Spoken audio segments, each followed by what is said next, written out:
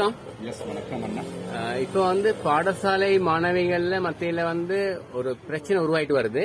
என்னன்னு கேட்டா, சின்ன வயசுல கர்ப்பமாகுறாங்க. சின்ன வயசுல கர்ப்பம்.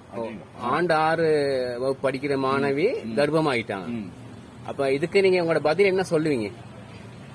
அண்ணா, ஃபர்ஸ்ட் காரணம் பேரண்ட்ஸ்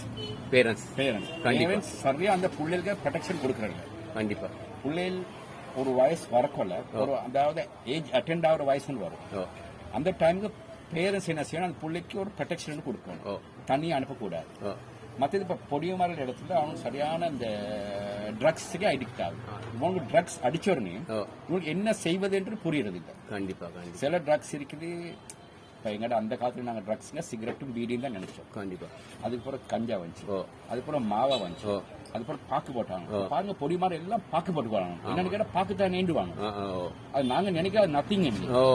பாக்குல போட்டோன்னு அவனுக்கு வேலை செய்த மூளை வேலை செஞ்சு மூளைக்குள்ள நரம்பு கட் ஆகும். கண்டிப்பா அப்ப அவனுக்கு அந்த வயசுல ஒன்று வரும் காம உணர்ச்சி. அவனுக்கு அதை அடிச்சோடனே தான் ஒரு காமம் வரும். அந்த ட்ரக்ஸ் அடிச்சு காமம் வரும். சில பிலிம்ஸ் நாங்க பாக்குறோம், ட்ரக்ஸ் அடிச்சா அந்த காமம் வரும். கண்டிப்பா சரியா. ஆனா அந்த காமம் லாங் லாஸ்ட் இல்ல. காமம் அவருக்கு ஒரு 25 வயசு 30 வயசு ஆகுக்கல அது அவர். நீங்க பேசின நிறைய உண்மை இருக்கு. அப்ப இலங்கையை பொறுத்தவரை இந்த மாதிரி குற்றங்களுக்கு சரியான ஒரு தண்டனை கொடுக்கல. இதை பத்தி நீங்க என்ன சொல்ல வரீங்க? எஸ், நல்ல ஒரு கொஸ்டின். இந்த மாதிரி கொஸ்டினுக்கு அரப் கண்ட்ரிஸ்னு சொன்னாக்க சின்ன களவுகளுக்கு விரலை வெட்டுவாங்க. ரைட். எஸ், நல்ல கொஸ்டின் நீங்க கேட்டது. இதே வேலைகள் அரப் கண்ட்ரிஸ்ல செஞ்சிருந்தால் கழுத்தோட போயிருக்கும். கண்டிப்பா. மற்றது சின்ன சின்ன களவு இருந்தா கூட அங்க எடுப்பாங்க. ஃபர்ஸ்ட் நகங்களை கழட்டுவாங்க.